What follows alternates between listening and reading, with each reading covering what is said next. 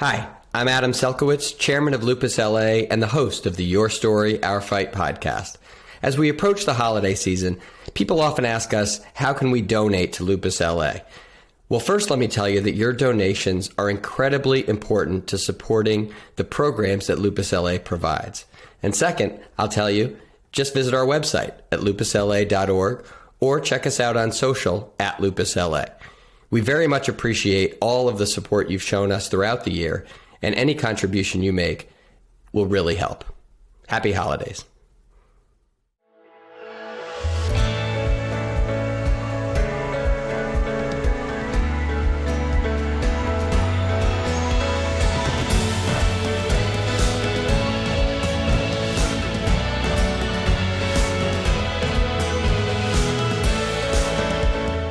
Hello and welcome to the Lupus LA Your Story, Our Fight podcast. We have Cristy Powers with us today, and I think your last name Powers is it really defines you because you are a powerful force. We're going to talk today a lot about holistic healing and East versus West medicine, but Cristy is a holistic health coach. She's an author, a blogger, an Instagram presence, I will call you that, and a lupus patient. And so thank you for joining us, Cristy. Thank you so much for having me, Adam. It's a pleasure to be here.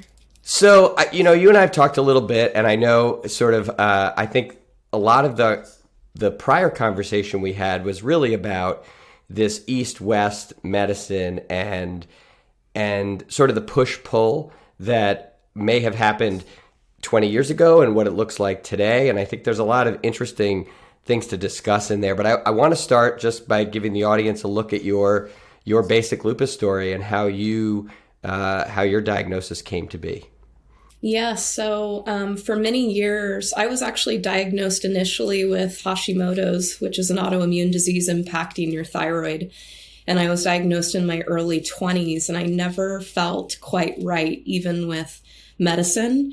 So I felt like I was on this endless search of just trying to improve my health and feel like a normal human being. That said, years later, I was diagnosed with lupus, and I don't know how long I was actually dealing with lupus before that until I actually got that diagnosis. But once I got that, it felt like an entirely different battlefield. Mm-hmm. So, I don't know if you want to talk about now. Did they change your diagnosis from Hashimoto's to lupus, or they sort of added it on? It added it on, so I had and now did that make two sense to autoimmune diseases. Did that sort of make more sense to you when you were diagnosed? It did, because I felt deep down intuitively I needed to address the root cause of whatever was causing inflammation in the first place. Mm-hmm. So I knew something was creating the Hashimoto's. And then because the Hashimoto's still wasn't fully addressed from a root cause perspective, I felt like then it manifested into something else, which became lupus on top of it.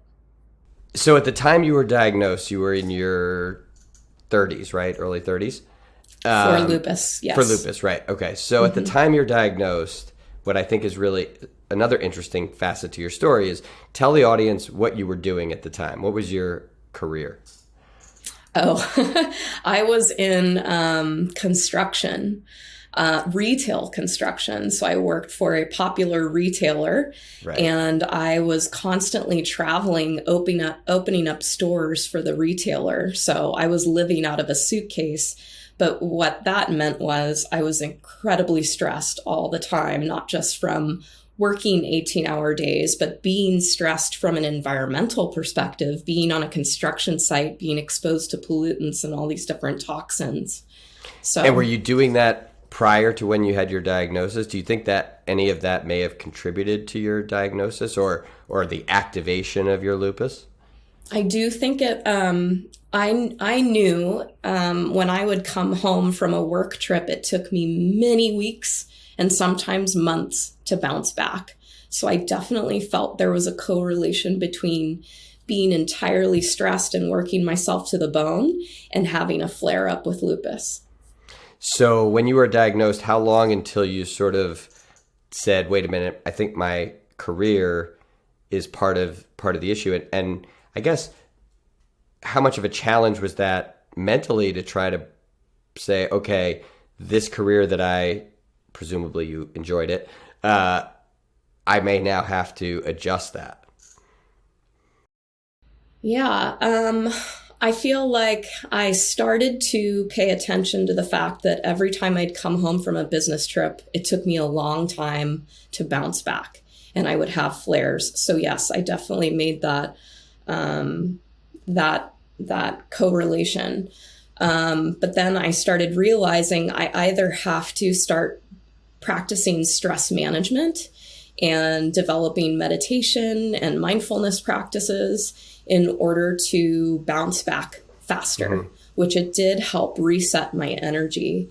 I wasn't happy in that career, and I think that also can you can pay a price for that as well if you're not satisfied.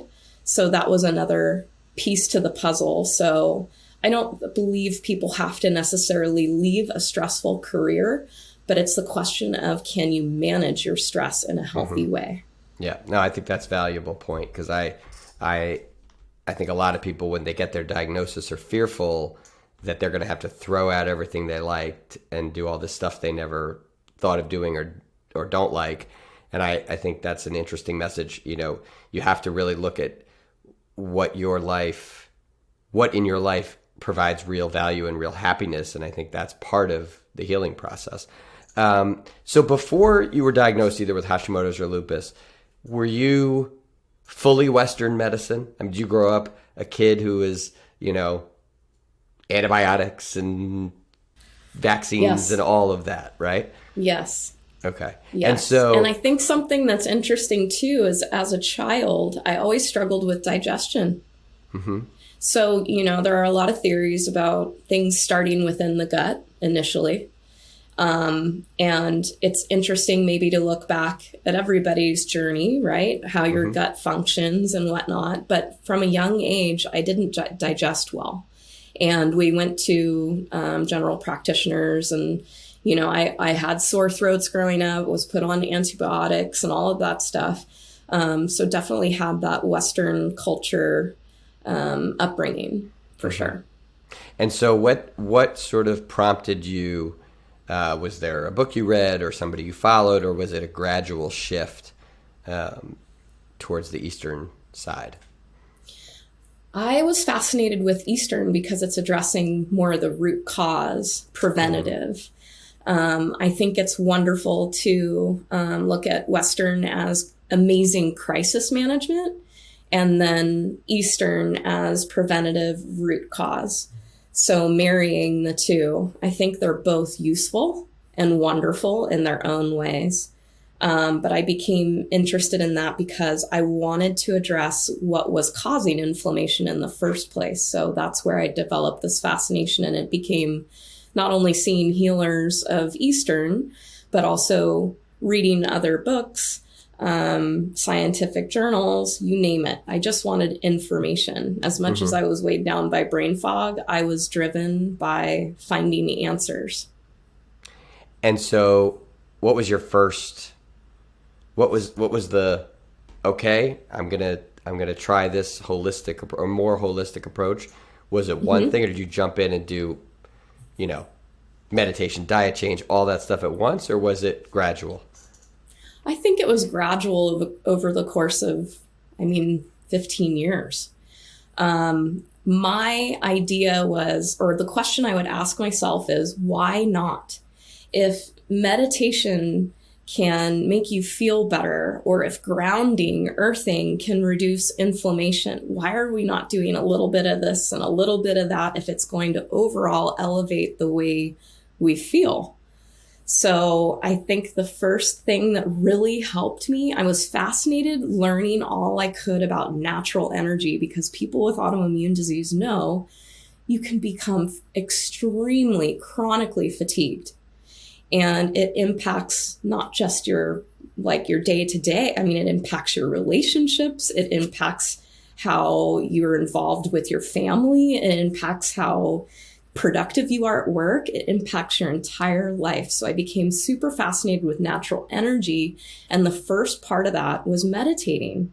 And I found that if I meditated and I took like a lunch break, just did 20 minutes on my lunch break at that really crazy construction job I did, it made me feel like I bounced back just a little bit. I had a little bit more energy, a little bit more focus when I came back to work. So I became entranced really with natural methods to feel better. And how did you learn to meditate? Did somebody walk you through it? Was it, what was that? Because I think that's, I'm sorry. I think there's just a lot of people out there who say they hear about all of these things, earthing and grounding and meditation, and they don't know where to start. And so I always think it's interesting, the people who now teach, how you got started and what sort of was the path that you took to say, all right, I'm going to try this. Yes, that's an amazing question, because what I really want to communicate to the audience is that it's free and it's accessible to learn. So if you just go onto YouTube, there are so many styles of meditation. You can do guided, you can do unguided, you can do fantasy related, you could do anything you want. There are so many styles. So if you don't find your right fit, just keep playing around until you find something that you like, because I'm a believer that there's a style for everybody out there. There are innumerable styles to choose from. Yeah. So it started by going to YouTube, but then I developed a deeper fascination and then took classes to learn transcendental meditation. And now I'm taking classes for a different meditation just because I feel like, why not try different styles? It brings you different things. Yeah. No, I've done the same thing. I've done the Headspace app with the guide, and I've done some transcendental meditation. My daughter and I do meditate together with, some specific meditation for kids, which I think is relatively helpful. It's, hard to keep her focused, but it's interesting training, I think, for, stuff that we never had when we were kids. It's sort of fascinating to me. And so then what was the next step in that evolution? And at what point did you say, okay, enough with the job, I'm shifting my focus, more full time? Yeah, I became fascinated that there are a lot of things that are free, just takes a lot of research, right? That could be impacting your energy. Energy just became something I was obsessed with. I wanted more energy after years of feeling depleted and walking around feeling like a zombie, quite frankly. Right. So even just food combinations. So in what food pairings you have, you can have more energy if you know what food group to eat with another food group, and maybe something is harder to digest. So at a high level, if something is hard to digest, it takes away your energy. So why not do anything that will improve your energy, especially somebody with autoimmune disease? When I discovered my remission personally, that's when I decided to help other people do the same. And I started health coaching. I got my certification, went back to school and all of that. But it was a big transition for me. I knew construction wasn't for me. It was stressing me out. I didn't love it. And I wanted to help other people. And it became my personal mission because I felt like there were no resources for me when I was looking for some things, nutritional guidance, stress management guidance, anything that would move the needle towards feeling better. So it was a long journey, and I don't feel like it's easy. It's very nuanced, and I cherry picked a bunch of things that did work and put it into a program to help other people. And so how long ago was that? When did you make that move? 2.5 years ago. Got it. Okay. Well, listen, let's take a break, because then I want to come back and talk about your clients and how you approach them, and how, we'll sort of flip the script when we come back. Perfect. Okay. Please visit our online store at lupusla.org By purchasing Lupus LA products, you are directly supporting lupus patients and their families. For more information, visit lupuslaorg. Welcome back to the Your Story, Our Fight podcast. We're talking to Cristy Powers about all things holistic and Western medicine. It's kind of a really interesting conversation. And I want to talk about your clients and sort of who comes to you and what's sort of the basic approach if I were to call you up and say, okay, Cristy, make me feel better. Where do we start? Yeah. So we start with mindset. Mindset is huge in the healing process. Neuroscience tells us that our mind believes whatever we tell it. So I think we have to develop an awareness of the narrative we tell ourselves. Is it a healing narrative? We only want to speak positive. So if we can conceive, we can believe, we can achieve. So first, working on the mindset and making sure that it is a mindset that's going to serve your healing journey. The next phase in working with a client is working with nutrition. So nutrition plays a huge part in your health, and especially the health of a lupus patient.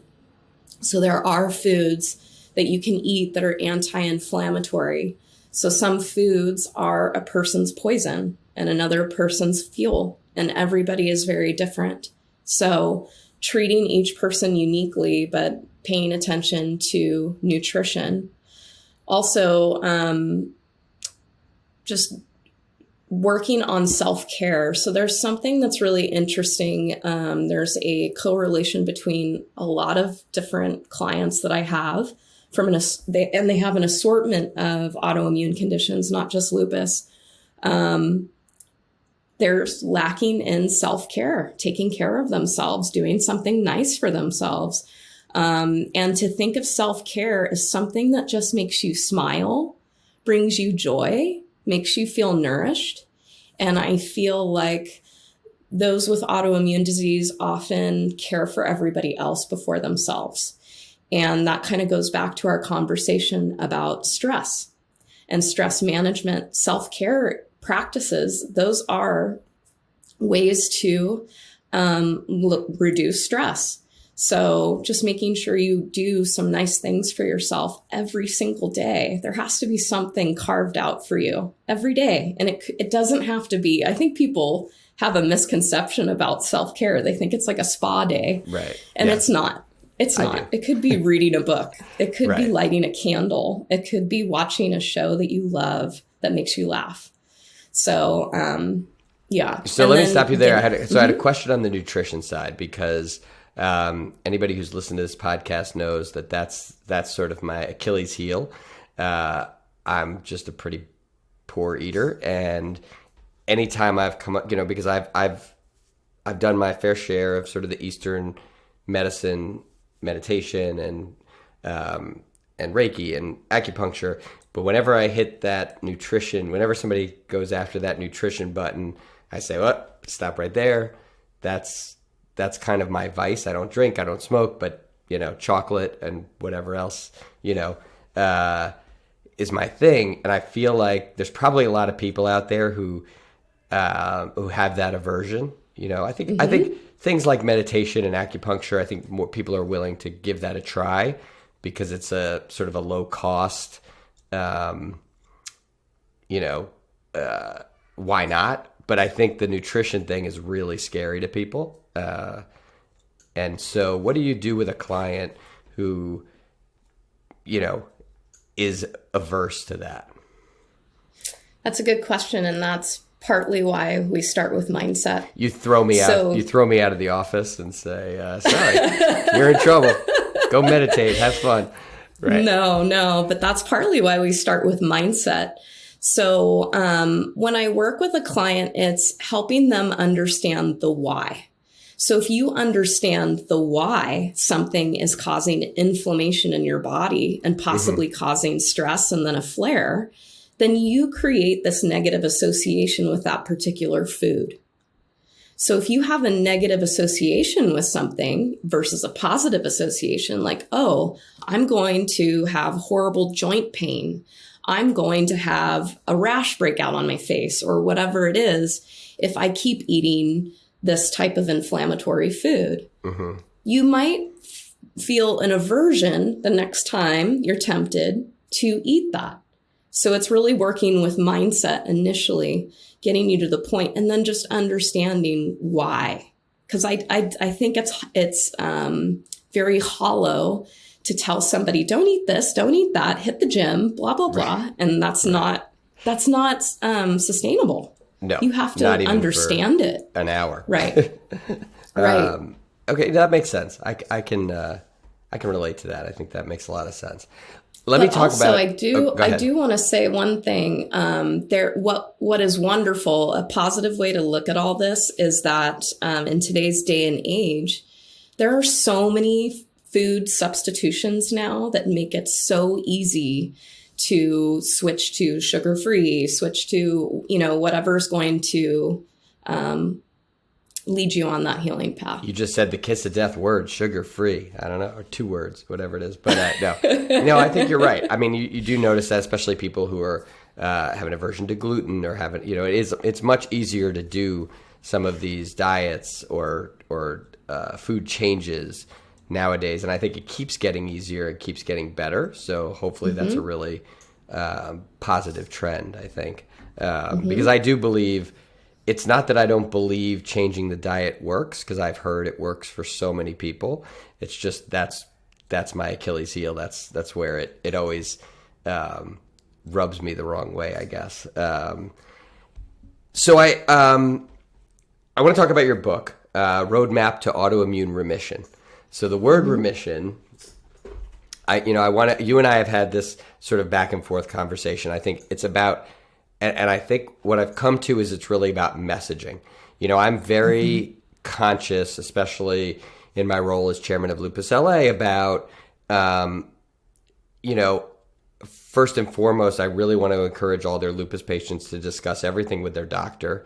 And that, because I think what has happened, and it's probably less so now, but I think many years ago, when the holistic side took over, there was really this, oh, you don't need Western medicine, you can just heal yourself with this Eastern medicine.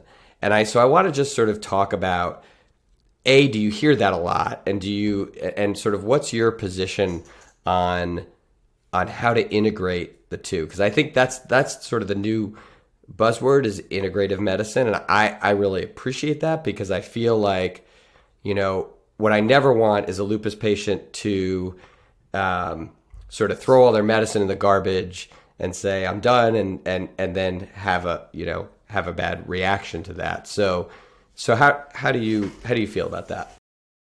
I completely agree with that. I think there's a misunderstanding that you either have to be natural or you have to go Western route.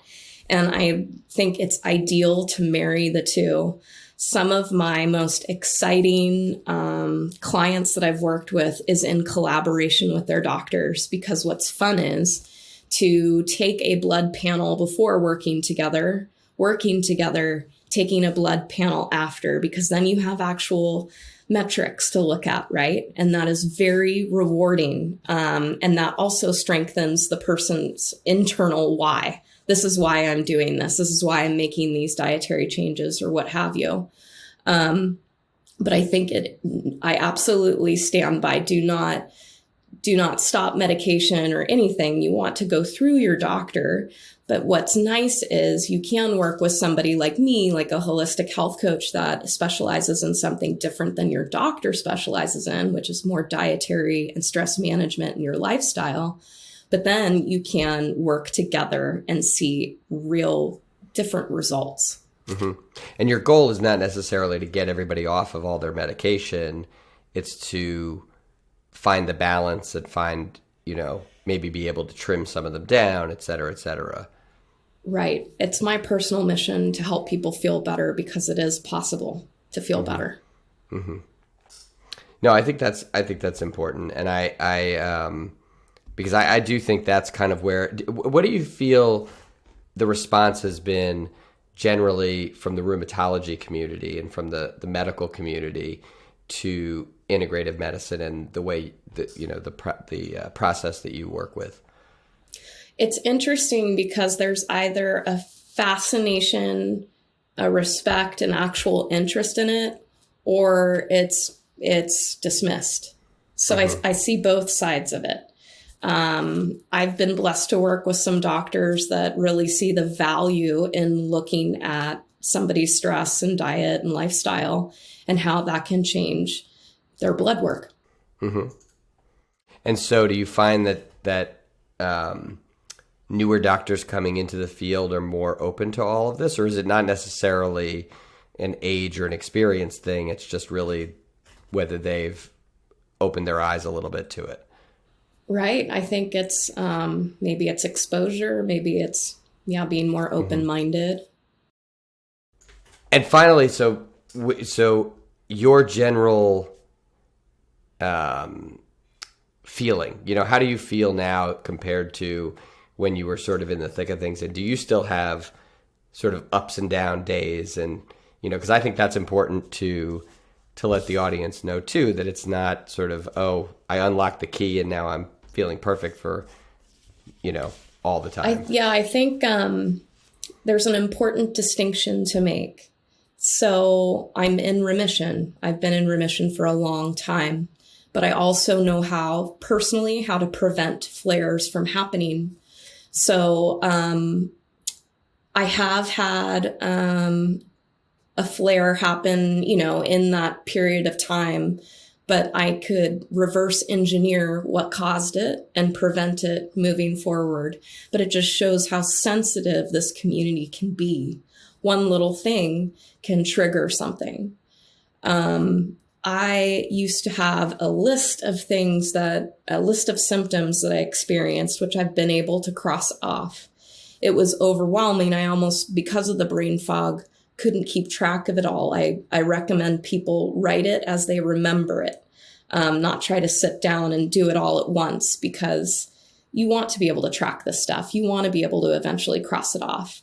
And what's amazing is my hair has grown back. I lost so much of my hair and it grew back. So these things, what I'd like to express to the community is that there are avenues to explore and to keep an open mind, because Mother Nature, you can address things in a natural way as well, alongside your doctor.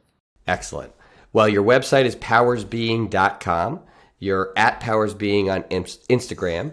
And I want to encourage everybody to check you out. And, we really appreciate you sharing this with the Lupus LA community. I know we're going to be working on some other things together, and we're really happy to have you on board. And thanks so much for doing the podcast. Thank you, Adam. It was a joy. Stay well. You too. On behalf of the entire team at Lupus LA, we thank you for joining the Your Story, Our Fight podcast. Please tune in, spread the word, and come back for more inspiring lupus stories. I'm your host, Adam Selkowitz, wishing you good health, and to always remember, your story is our fight.